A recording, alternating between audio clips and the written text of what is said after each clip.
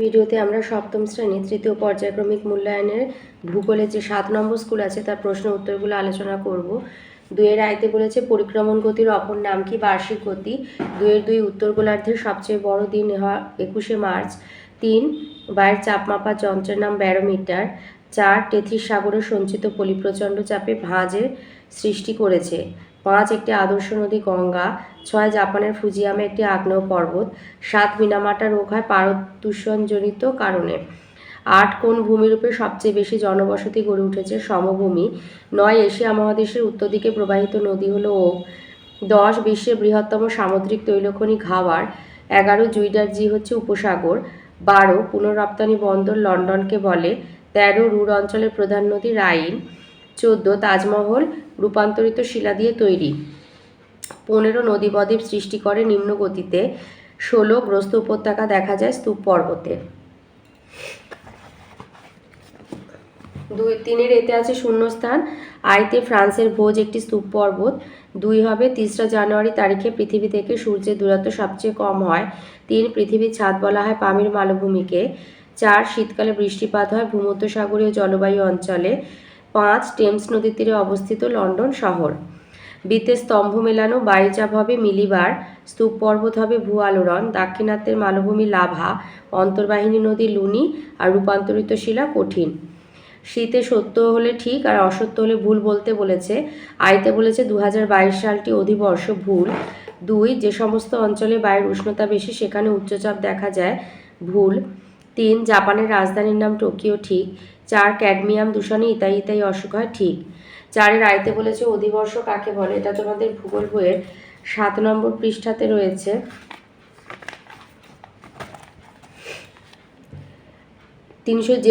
যে বছরটা 366 দিনে হয় তাকে অধিবর্ষ বলে বা যে সমস্ত বছরকে 4 দিয়ে ভাগ করলে কোনো ভাগশেষ থাকে না সেই বছরগুলোকে অধিবর্ষ বলে। 2 বলেছে উদাহরণসহ আগ্নেয় পর্বতের সংজ্ঞা লেখো। 39 পৃষ্ঠাতে রয়েছে।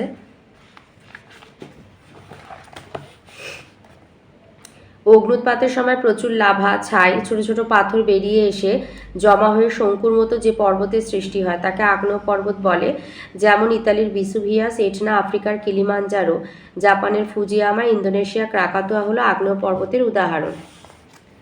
3 বলেছে এশিয়ার উত্তরবাহিনী নদীতে প্রায় বন্যা দেখা দেয় কেন? এটা তোমাদের বইয়ের 88 পৃষ্ঠাতে রয়েছে। এই যে উত্তর দিকে প্রবাহিত নদী, এই যে এশিয়ার নদ নদী উত্তর দিকে প্রবাহিত নদী। তো উত্তর দিকে এশিয়ার উত্তরবাহিনী নদীগুলির মোহনা উচ্চ অক্ষাংশের হিমমণ্ডলে অবস্থিত। তাই বছরের 8 থেকে 9 মাস বরফে ঢাকা থাকে।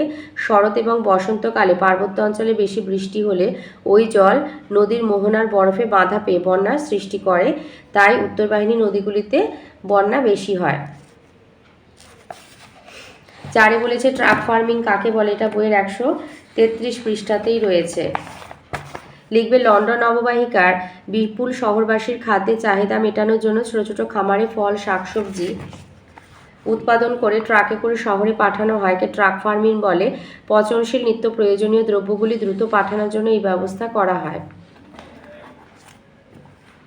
5 আয়তে বলেছে অপুসর আর অনুসরের মধ্যে পার্থক্যগুলি লেখো। অপুসর আর অনুসরের পার্থক্য: অপুসর হয় 4 জুলাই, অনুসর হয় 3 জানুয়ারি। অপুসুরে সূর্য থেকে পৃথিবীর দূরত্ব 15 কোটি 20 লক্ষ কিলোমিটার থাকে আর অনুসুরে সূর্য থেকে দূরত্ব 14 কোটি 70 লক্ষ কিলোমিটার থাকে। অপুসুরে দূরতম অবস্থান বলে সূর্যকে ছোট দেখায়, অনুসুরে নিকটতম অবস্থান বলে সূর্যকে বড় দেখায়। অপুসুর অবস্থানে পৃথিবীর পরিক্রমণের বেগ সামান্য হ্রাস পায় আর অনুসুর অবস্থানে পৃথিবীর পরিক্রমণের বেগ সামান্য বৃদ্ধি পায়।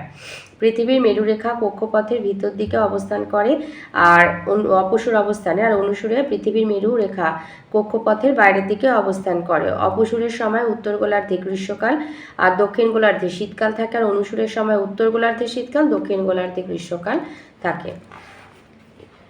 5 বলেছে গৃহস্থালির বর্জ্য পদার্থ দ্বারা মাটি কিভাবে দূষিত হয়? তোমাদের বইয়ের ৭৯ পৃষ্ঠায় মাটি দূষণ চ্যাপ্টারে এই যে গৃহস্থালী লিখবে বাড়ি, বাজার, হাসপাতাল, শহরের আবর্জনা স্তূপে ভাইরাস, ব্যাকটেরিয়া জন্মায়। এছাড়াও পলিথিন, প্লাস্টিক মাটিতে মিশে যায় না। এর সাথে আছে শৌচাগারের জল, মলমূত্র মাটিতে মিশলে বিভিন্ন রকম রোগের জীবাণু থেকে অসুখের সংক্রমণ হয় এবং পলিথিন, প্লাস্টিক এই সমস্ত আবর্জনা থেকে বিষাক্ত রাসায়নিক মাটিতে মিশে মাটি দূষণ ঘটায়। বই থেকে এটা বলতে পারো। আচ্ছা, বইয়ের যেটা আছে ওটাই লিখে দেবে, এখান থেকে এই পর্যন্ত লিখে দেবে।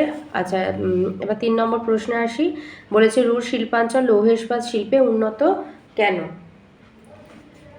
এটা তোমাদের বইয়ের ১২৯ পৃষ্ঠাতে আছে। এই পয়েন্টটা লিখবে, এইখান থেকে লিখবে, এইখান থেকে এতটা লিখবে যে রুর শিল্পাঞ্চলে রেল, সড়ক এবং জলপথ পরিবহন ব্যবস্থা খুব উন্নত।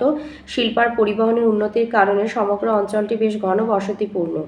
দক্ষিণ থেকে উত্তরে নিরবিচ্ছিন্নভাবে জনবসতি দেখা যায়। রাইন নদীর পূর্ব দিকে রাইন হার্নে ডর্টমুন্ড খাল এবং উত্তরে লিপে খাল কাটা হয়েছে। নদীগুলি এই খালপথের মাধ্যমে পরস্পরের সঙ্গে যুক্ত এবং সারা বছর নৌ পরিবহনের উপযুক্ত।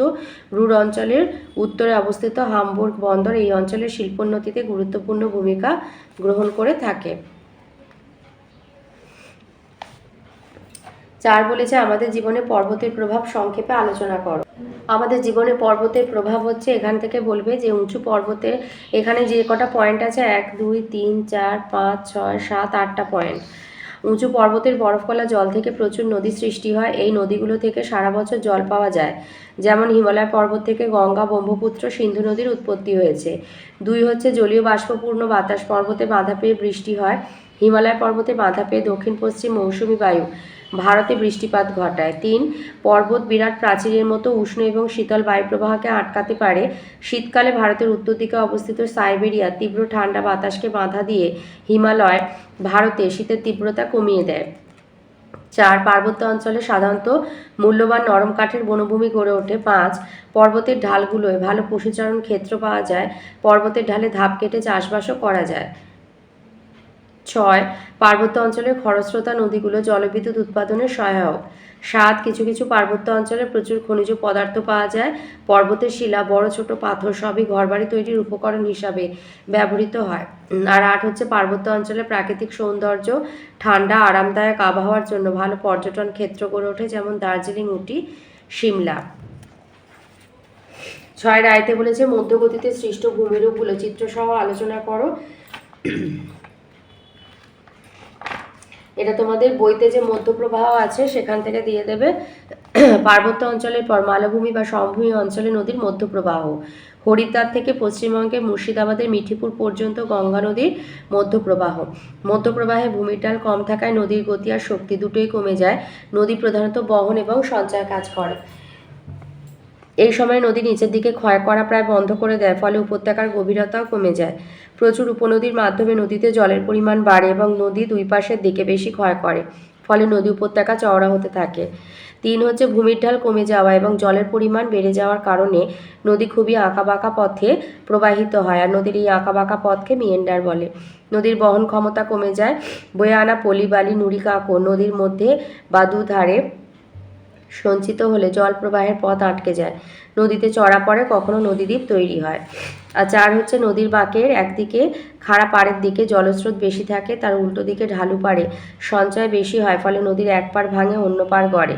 নদীর বাঁকের পরিমাণ বাড়লে বা নদীতে জল বাড়লে কখনো কখনো নদীর বাঁকের একটা অংশ মূল নদী থেকে আলাদা হয়ে যায়। এই আলাদা হওয়া অংশটা ঘোড়ার খুরের মতো দেখতে হয় বলে একে অশ্বক্ষুরাকৃতি হ্রদ বলে। মিয়েন্ডারের এই ছবিটা দিচ্ছ, নদীর দ্বীপের এই ছবিটা, আর এখানে অশ্বক্ষুরাকৃতির হ্রদ হচ্ছে এই ছবিটা দেবে।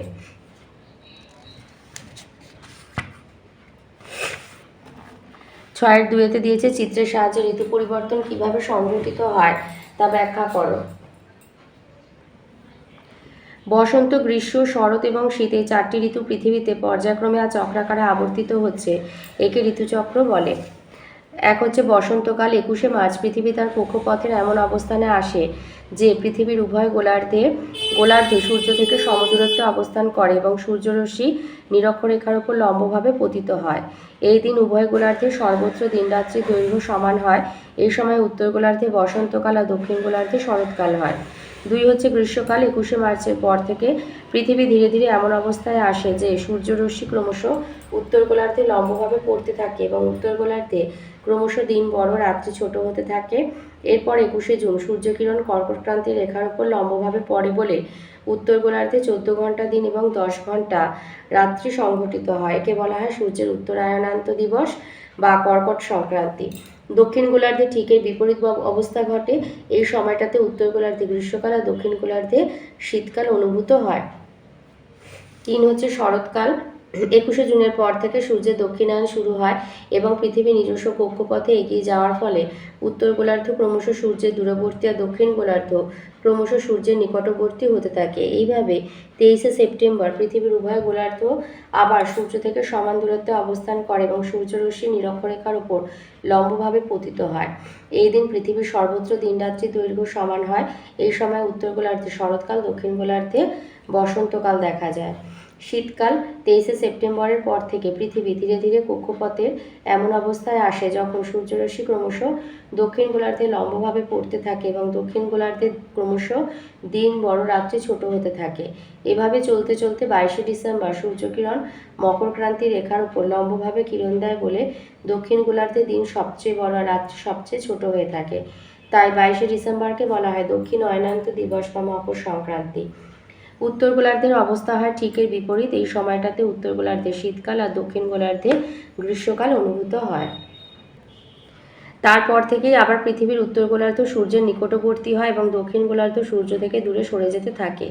21শে মার্চ আবার পৃথিবীর সর্বত্র দিনরাত্রি সমান হয়ে যায়। এইভাবে একটা ঋতুচক্র সম্পন্ন হয়। 3 বলেছে জনজীবনে ভূমিরূপের প্রভাবগুলি আলোচনা করে। এটা তোমাদের বইয়ের 44 পৃষ্ঠায় রয়েছে। এই যে আমাদের জীবনে ভূমিরূপের প্রভাব মানেই হচ্ছে জনজীবনে ভূমিরূপের প্রভাব। এই যে এখানে বিভিন্ন ভূমিরূপ, একটা হচ্ছে পর্বত, এখানে হচ্ছে তোমার মালভূমি, আর এটা হচ্ছে সমভূমি। তো পর্বতটা আগে বলি। পর্বতের প্রভাব হচ্ছে এখানে 8খানা পয়েন্ট আছে।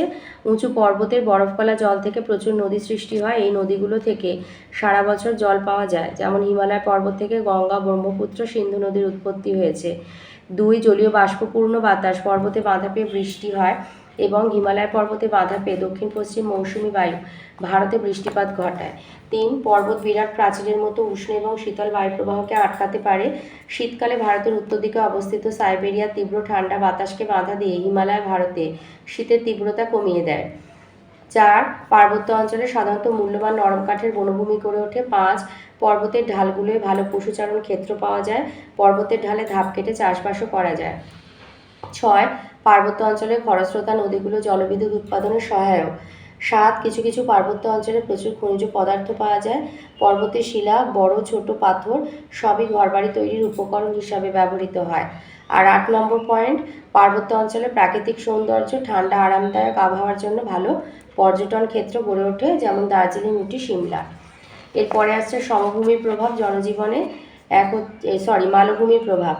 1 হচ্ছে বেশিরভাগ বড় বড় মালভূমিগুলোর প্রায় সবই শুষ্ক জলবায়ু অঞ্চলে অবস্থিত। বৃষ্টিপাত কম হওয়ার জন্য বিস্তীর্ণ তৃণভূমিতে ব্যাপকভাবে পশুচারণ করার অনুকূল পরিবেশ পাওয়া যায়। 2 বেশিরভাগ মালভূমি অঞ্চলে প্রচুর পরিমাণে খনিজ সম্পদে সমৃদ্ধ হয়।